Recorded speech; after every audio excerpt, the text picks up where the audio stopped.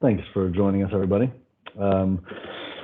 We are both with LMNL Studio, and we'll be talking about Omnispatial Design. So a little bit about LMNL is we're a creative strategic agency, and we do experience design in physical and digital spaces. So we'll dive into that a little later, kind of what that is. It's a little bit of a category creation of using spatial design techniques in both the digital world as well as the physical world, and immersed between the two. So we do a lot of work in the metaverse. We do a lot of work in the metaverse that goes to physical places, but we're really focused on the human experience in these spaces and how it feels to be in them. So we'll talk about the techniques and the ways that we. Nick, you're muted.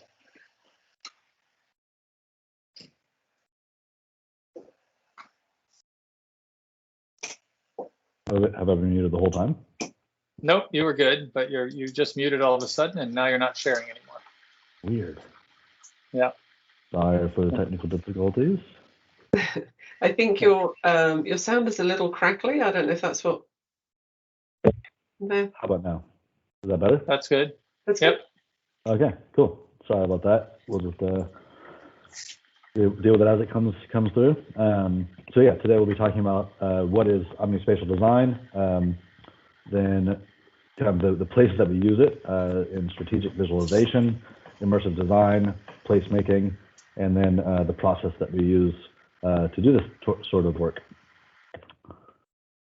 My name is Nicholas Moser, and I have a background in consumer psychology and creative technology. So working within placemaking, urban design, spatial design, interiors, and digital worlds. Yeah, so Marcus, you want to introduce yourself? Sure. Hello, everybody. I'm Marcus Guillard. I am a co-founder here at LMNL Studio. I'm a spatial designer with a background in, previous to really even considering the metaverse, my background was primarily in the built environment. So that is working with architectural features and public artworks, as well as architectural kind of interior spaces. And now with the metaverse, I'm bringing that into the virtual space as well. And so, over 15 years of working with architects and artists and building in the physical space. Sweet, thanks. So Omnispatial Design is it comes from the strategic agency side of things of omni-channel, right? So omnispatial is designing for all spaces. So not only designing for digital and physical spaces, but using different technology modalities. So designing for virtual spaces, augmented, mixed reality, as well as architectural spaces, interiors, public spaces, urban planning, really focus very much on creation of place and the human experience in these spaces. So this is how we kind of define omnispatial, is defining for all spaces, be they physical or digital, in the same way, because that's kind of our thesis here, is that both digital metaverse spaces as well as physical spaces have the same characteristics of human connection, of things like sight lines and abilities to experience through touch and motion. So there's lots of similarities, and it's all about the appropriate technology to use for those spaces, as well as using a digital space or physical space to optimize the function of that. Yeah, and I might add that in a later case study that we'll share, our excitement is primarily around designing kind of real world experiences in a virtual platform, and then being able to see that kind of take shape again in the physical space. And so while a lot of people are designing for the metaverse these kind of sensational gamified experiences, we are most excited about the ways in which the metaverse becomes this kind of nexus between our online experience, which we're all kind of exploring the metaverse in many ways with this kind of lo-fi versions of our phone, or maybe those of us that are using virtual headsets we recognize that not many people in the broader population have really experienced the tools of the metaverse, and it's still a long way out, or short time, some might say. But we are excited right now to be finding ways in which this technology is utilized in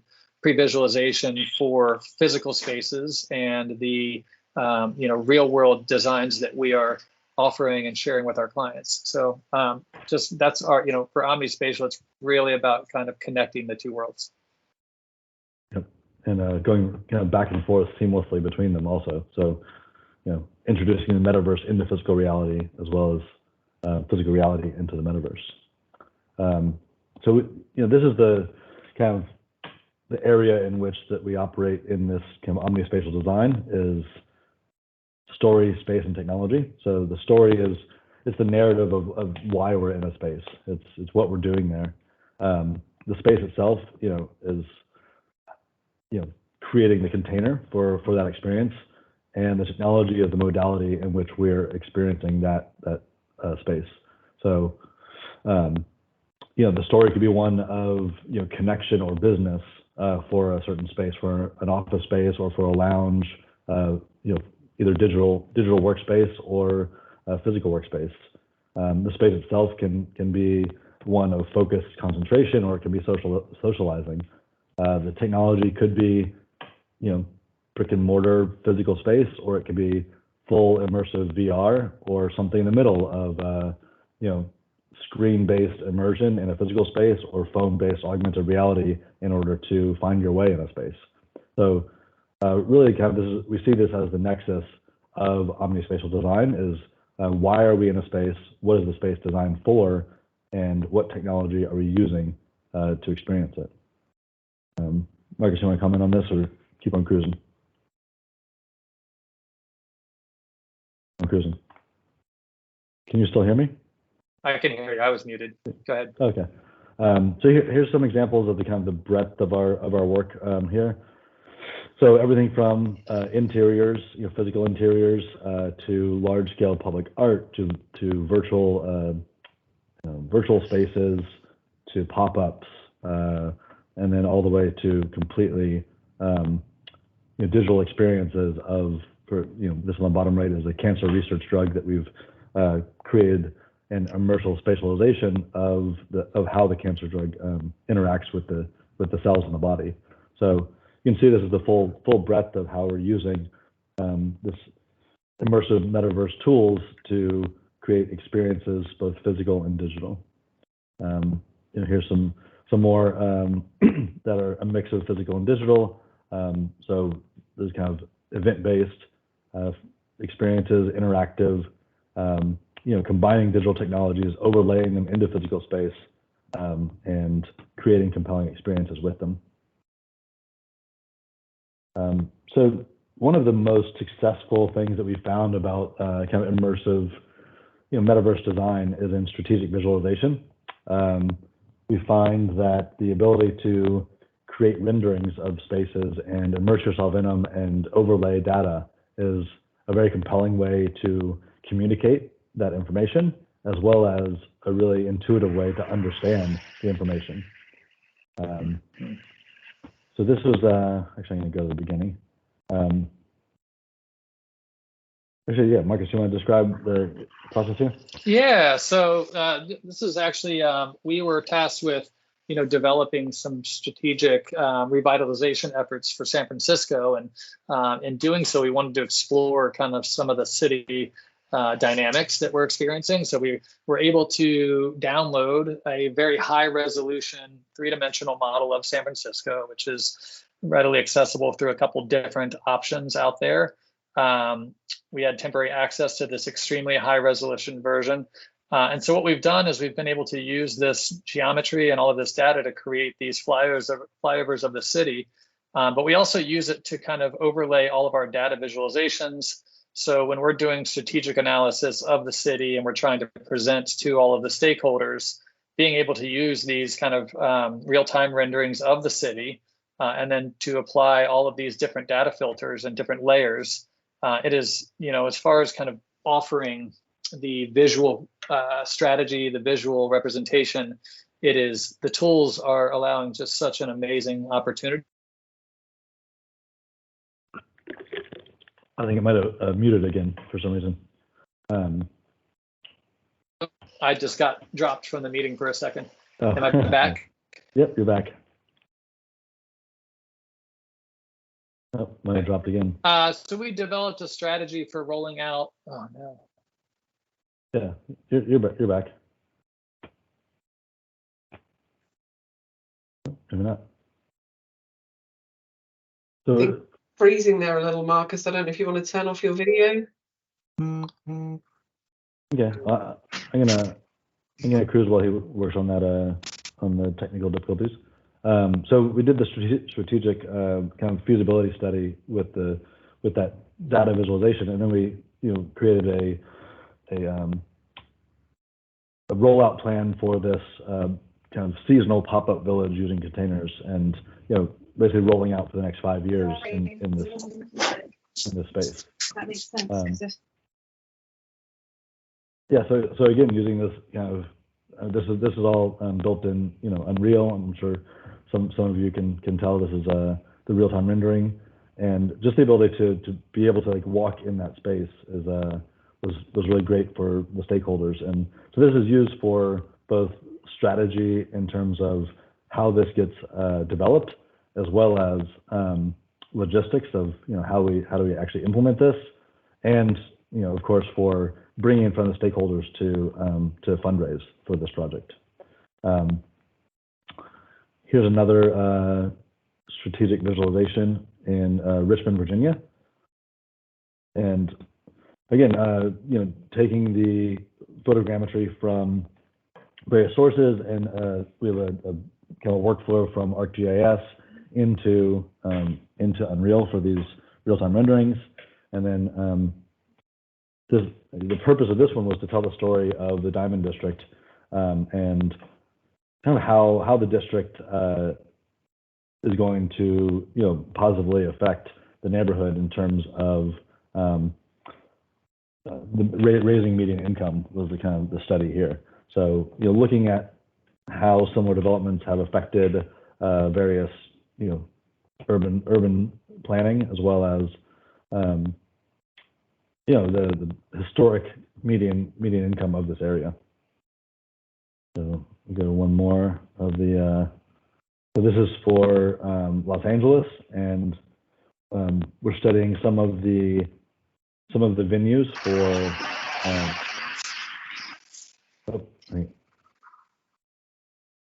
Marcus is working on the audio. I'm back now. Yeah. Sorry, my internet went down. Oh, it's all good. Yeah.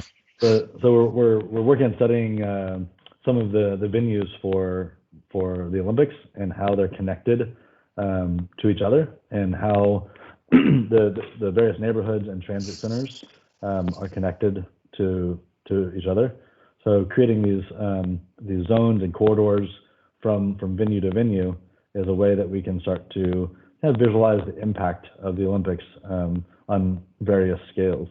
So looking at the transit lines and looking at the spaces between these, we can create these corridors, these pathways, and then visualize how what sort of interventions that we can use beforehand that will positively impact both the city and the event, and create longevity. So here you can see having bike lanes and putting in public art and things like that as interventions to this physical space.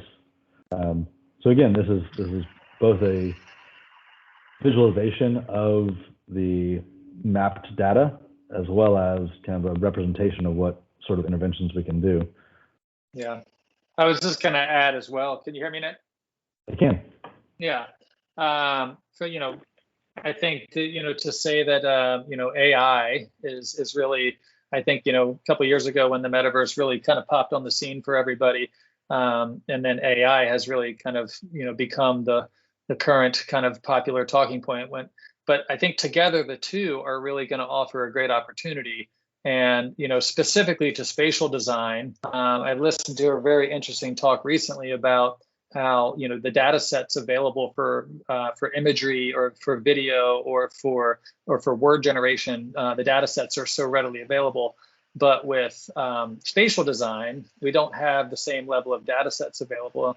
However, with the technologies of our phones beginning to scan the worlds around us and the generation of these 3D models that we're all looking at, the AI ability to generate spatial designs is going to rapidly increase. And so I think, we're very excited about that. What we're showing here, we believe is kind of a fun and very interesting way to utilize these tools. And I certainly would love to hear what some of you might have to say about this as well after our talk. Yeah, it's a perfect segue into this, into using kind of metaverse technology as a design tool. So oftentimes, we're designing in digital spaces, and so one of the things Marcus was talking about is kind of the idea of a digital twin, creating these metaverse twins of physical spaces. So a lot of times we'll design in digital space and then build the physical space. But also we see a lot of back and forth between digital and physical spaces. So this is an example of mapping the physical space and then overlaying the digital in order to do things like optimizing the square footage, or doing understanding the routing of the ventilation systems.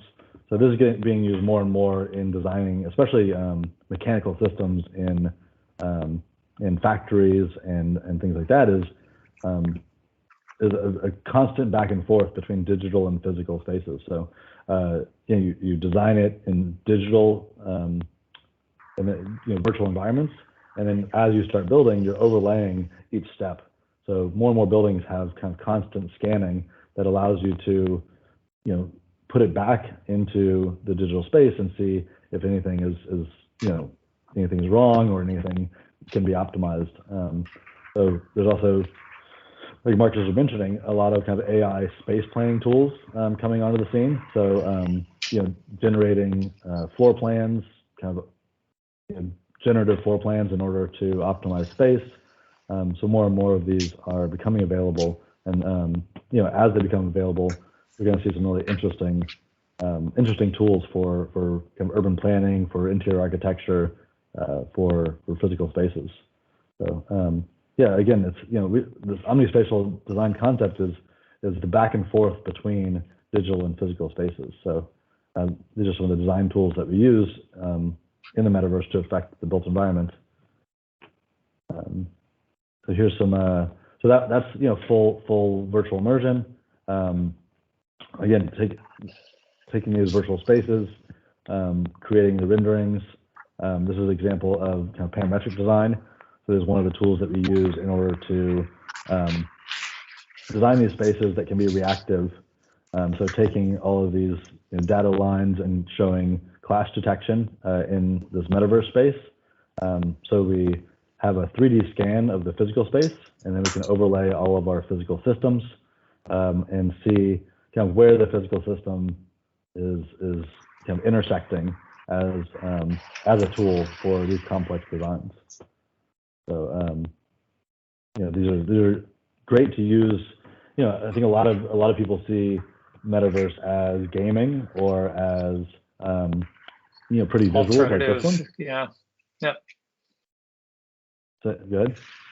I was going to say, or alternative worlds, for kind of experience, gaming style, but we are definitely leaning heavily into them as design build tools. Yep, they're currently very functional. So on that one, it's kind of the future of now situation for sure. So this is an example of using this to create a space in a office spaces. So using these tools in order to this one's playing back very fast. So these are visuals that help both logistics and for stakeholder engagement. So this is some of our work doing both the strategy as well as like brand implementation in the workspace. So I'm really creating these these beautiful moments for people to see. as they experience the space. And so, this is a immersive virtual space that we're seeing right now on the screen. But we actually use this in an architectural process in order to design the office space itself. So, again, seeing that functionality of digital design to create excitement and engagement, but then also, rolling out to functional buildability. Mm-hmm. Here's another example of using this to kind of really recreate an understanding of how the physical space is affected by our architectural interventions. One of the nice this one and the last project were also designed, from the as-built kind of architectural models. So we're designing within that space, and then ultimately, exploring the potentials of digital twins. And so, how exactly will we be able to roll this out and utilize this this function? And so that's exciting for us as well. But really, being able to work with a client to design within the physical space and within the virtual space, but then allow a client to put on a headset and walk through the space before anything has been built. We are applying textures, finishes, and then when it comes to furniture, there's a lot of furniture and or kind of other fixture dealers out there who are providing virtual or kind of digital versions of their product, and so we're able to put them into this virtual space and really even almost feel the texture, but definitely the color, and really walk through the environment before anything has been confirmed and built. Yeah, this is actually a great example. Just this kind of view of we have this tan marble, and then with a push of a button, it can turn into a black granite. So just allowing people to see that in full 360 and in high resolution with all the different lighting characteristics. It's really an amazing design process, as well as streamlining decision making. This is an example of augmented reality, so mixed reality use for education. So this is with the Athens Olympic Museum in Greece. So really looking at kind of using, this was with HoloLens, and using the mixed reality for educational purposes. So again, this is, for a lot of these spaces, we want a full VR immersion. And for this space, we really wanted to show with augmented reality how we can strip away aspects of these buildings and see how they were made. So, still exploring digital space overlaid on physical space, but really for the purpose of revealing something, behind the artifact. And so it's, just an example of using the correct technology for your purpose. So yeah, this is, we're getting into, those are kind of like the technologies we use, and here's, kind of why we use them. So placemaking, we see is optimizing spaces. So it's to collaborate with, designers, architects, urban planners, brand agencies. It's the public, the community. So it's a collaborative group of people in order to optimize the space, to create the maximum shared value of that space. There's an aspect of placemaking that's very digital. So this idea of digital placemaking is, what we're talking about, this omnispatial design is bringing digital and physical together through the appropriate use of technology. So the kinds of places that you see this is a really great example that we produced for the Burning Man event, not this past year, but the year before. So this was fully built in virtual space. So we actually had meetings with a global team in order to create design details, and then realized it physically, and had people from around the world be able to come and interact with it, both in the design process, in the build process, and on the event itself. So really great example of having digital technologies in physical, and then again overlaying digital into the physical, as you'll see with we had Rafik Anadol project and a bunch of interactive lighting in the space. So this constant back and forth between digital and physical is what we see as omnispatial design. I think also one thing I wanted to point out was the idea of kind of evergreen.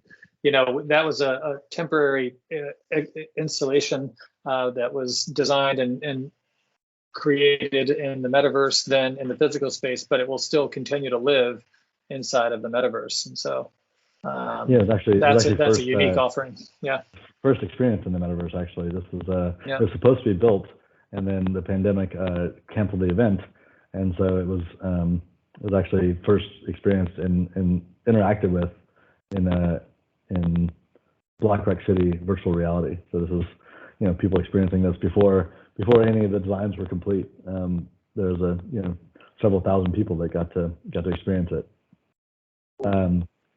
So that, you know, the types of digital technologies, again, things that are purely decorative. You know, this is like that idea of, you know, digital art. We can use this digital overlay on physical space to tell a story. And, you know, oftentimes this is with projectors and large screens.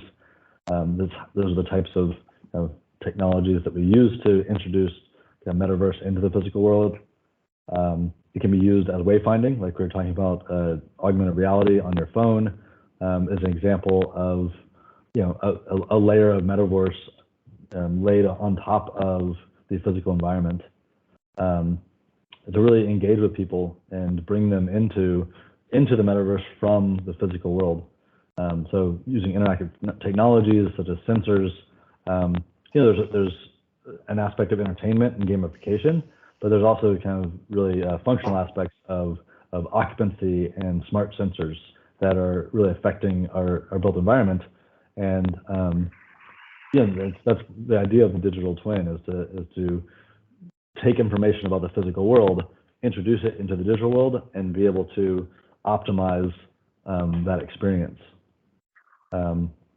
You know, obviously for entertainment and gamification is where this, you know, it's the root of this technology. It's where a lot of it came from. But you know, we're very interested in taking it from entertainment and bringing it into the functionality of creating, you know, great immersive experiences in places like hospitality, because hospitality is kind of the new way of all spaces. You know, for example, you know, workspace and, you know, home and hotels are all about creating a hospitable environment. And so with these, you know, digital interventions, we can create a better hospitality experience. Same thing for retail. Is, you know, it creates evergreen experiences, like Marcus was saying, using digital technology. So you don't have to, you know, build a new space every time. You can use these digital technologies to, you know, keep the brand fresh. Healthcare is also a space where hospitality and the human experience can be benefited by the digital interventions. Obviously, workplace, it has a lot of kind of functional aspects of digital twin, but the human experience is obviously why we all go to those places to you know, get work done. So creating a comfortable and engaging space is important. And then obviously what we're talking about today is you know, the metaverse and the experience design in the metaverse. So I think for the next little bit, we're going to talk about kind of one of our kind of like key projects within the metaverse, the creation of a digital art museum. So Marcus, you want to intro Arche Virtualis? Sure. Yeah. So yeah, Arche Virtualis is a virtual museum of contemporary art. Our team of designers and architects designed a fully immersive architectural experience. Kind of let this play for a moment. But you know, the idea was to really think about the metaverse and designing something for the metaverse and utilizing high resolution opportunities. So this experience is available online at archevirtualis.com. You do need to download it, and it currently can tether to a computer, preferably a PC, to a headset. And you know, for us, it was very important that we designed and modeled at a high resolution so we could explore what it looks like to work within the metaverse, but really offering a real world like experience. And so everything here was designed in Rhino. It was rendered in Unreal Engine, which we found to offer just a much higher visual experience with lighting and textures. And so our team designed the full experience, as well as the lighting, the fixtures, the surfaces. And then we curated it with 25 artists from around the world. Andrew Zuckerman is a photographer and filmmaker in New York. He's got a number of really famous, notable books called Creature or Wisdom. This is some of his work from the Creature books. So, this was an amazing opportunity for him because he was able to showcase these works of art at full scale, resembling the size of the animals that he photographed. And then also was able to present them seamlessly as well. And real quick, one of the most amazing things about kind of this immersion is that you can get so close to them and see the textures and see the lighting, and it's just just the quality of real-time rendering is getting to a place that's just a really amazing experience. It was actually, he was so shocked that it surpassed the ability of printing. The resolution was much higher than his printing process. So this is Gordon Huther. He's a large-scale artist working in lots of different mediums. So this is a work that he had designed, but it has not been fabricated as of yet. And for him to be able to see it showcased in such a beautiful environment and walk underneath of it and experience it, the feedback we got from the artists was just such a valuable tool. Yeah, I think this actually speaks to one of the strengths of designing the metaverse is physics, very different. So, we don't need to worry about like what gravity does and, how lighting is attached or how, some of the functional aspects that we're very interested in as it enters into a physical world. But it's amazing to be able to design for people to be able to fly over things, and there's new sight lines and new abilities to interact with these types of works. This is another artist named Gilles Brevel out of Houston, Texas.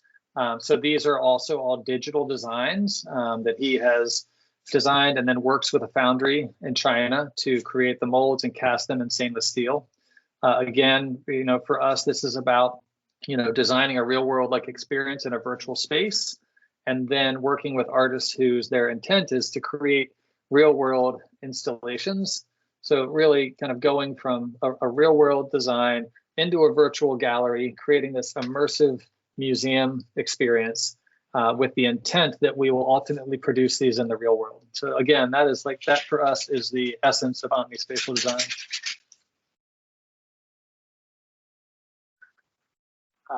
Chris Itzel is an artist working in sculptures, typically of the 5 foot, 6 foot scale.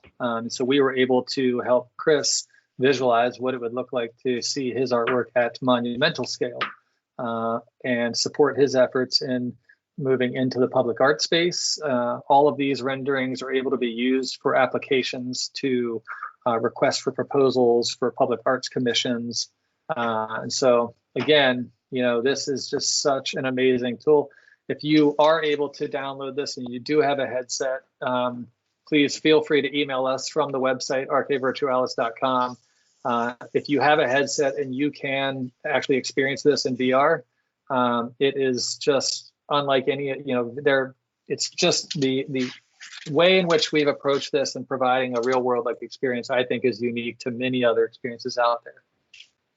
And it's just visually stunning. I think that's something we're interested in. I think we're all interested in the use of metaverse for gamification and for gamifying space, and obviously like virtual reality games are like really awesome. They're amazing.